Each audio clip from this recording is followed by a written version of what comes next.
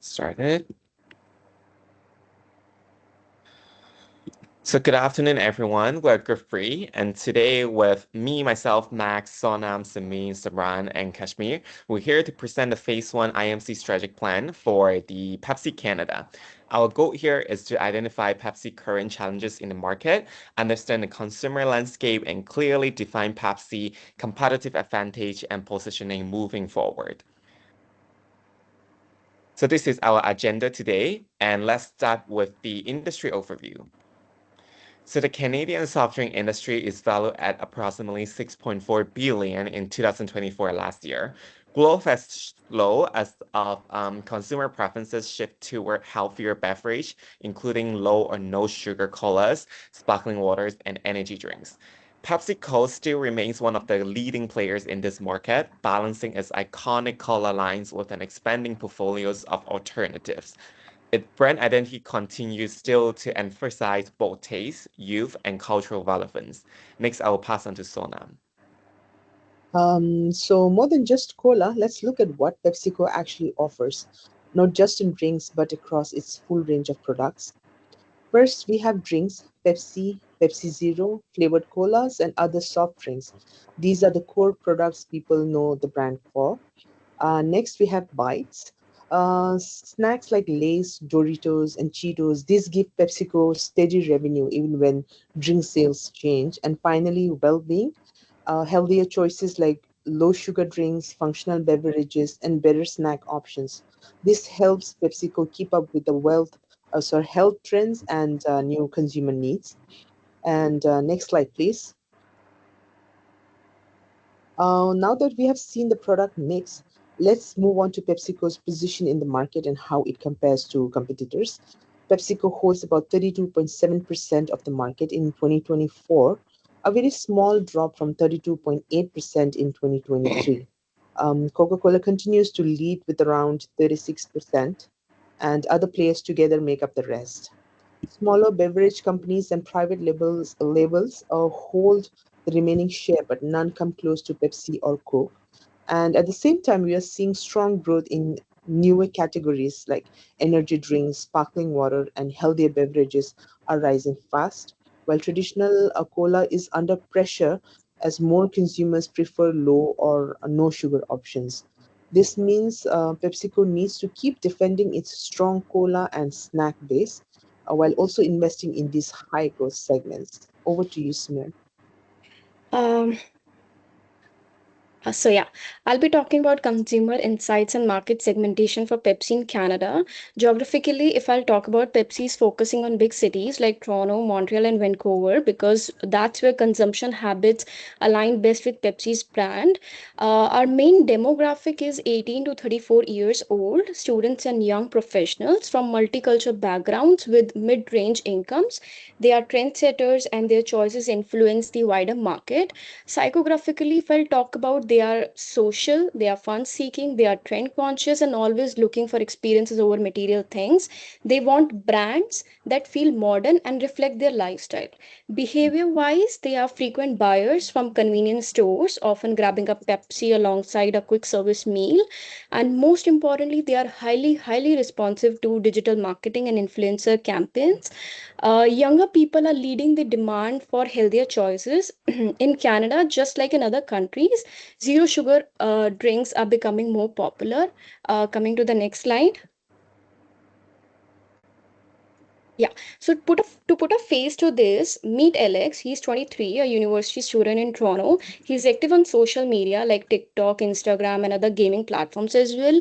He loves hanging out with friends at festivals, concerts, and gaming sports games as well. For Alex, Pepsi delivers bold taste and affordability, but also offers zero sugar options that match his growing health awareness. In his own words, he said that I drink Pepsi because it's the cool choice when I'm out with my friends. It's part of my identity, bold, fun, and unapologetic. And that's exactly the type of consumer Pepsi connects with in Canada. So over to you, Simar. Thank you, Simran. Now, I will be starting with features versus benefit analysis of Pepsi Zero Sugar. At the base, the core feature is its zero sugar formula.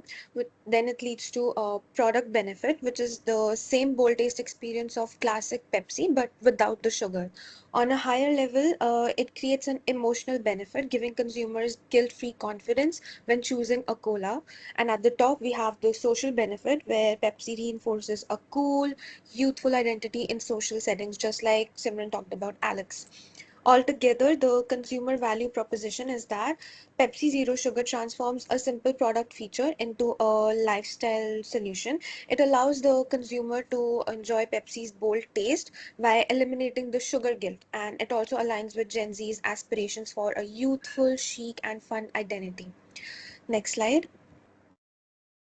Yes, now we want to talk about competitive advantages of Pepsi. First, it has strong brand equity with global recognition and youth appeal. Second, we have a diverse product portfolio that goes beyond beverages like snacks like Lay's and Doritos, creating cross-selling opportunities. Third, we have global distribution and exclusive partnerships with fast food chains like KFC and Taco Bell. Fourth, we have innovation and health trends. With zero calorie and functional beverages like Bubbly and Rockstar, we can enter into that market as well. Fifth, powerful marketing and endorsements from Michael Jackson to Messi, which strengthen its cultural relevance. And finally, we'll talk about financial strength and scale, allowing Pepsi to really invest heavily in marketing, research and development, and acquisitions. Next slide. Yes. So finally, looking at Pepsi's product market fit in terms of brand strengths, Pepsi offers a bold taste, youth-focused marketing, and a wide product range, and also cultural relevance through music, sports, and digital marketing. For market alignment, Pepsi matches budget-conscious consumers, resonates with Canada's multicultural demographics, aligns with Gen Z's digital habits, and addresses health trends with zero sugar options. But there are some strategic gaps as well. Pepsi lags behind Coke Zero in the healthier cola perception. It has limited premium positioning in the health segment, and it definitely needs stronger sustainability messaging and digital engagement strategies. Overall, Pepsi has a strong foundation and clear opportunities to strengthen its market position by leaning further into health, sustainability, and cultural relevance. Now, handing over to Kishman. So, talking about the competitive landscape, Coca Cola continues to own tradition with strong brand loyalty and Coke Zero leading in the healthier cola space. Energy drinks like Red Bull and Monster dominate the excitement and performance segment, while sparkling waters such as LaCroix and Bubbly appeal the health conscious consumers. For Pepsi, the opportunity is very clear. Win back the younger audiences by focusing on digital campaigns and positioning Pepsi as the bold, health conscious alternative. Moving on to the next slide. Talking about the positioning statement. For Canadians aged 18 to 34, Pepsi is fun, youthful cola brand that delivers bold taste and cultural relevance because only Pepsi champions youth culture through music, sports, and digital engagement. Moving on to the last slide. To summarize, Pepsi is facing a decline in market share.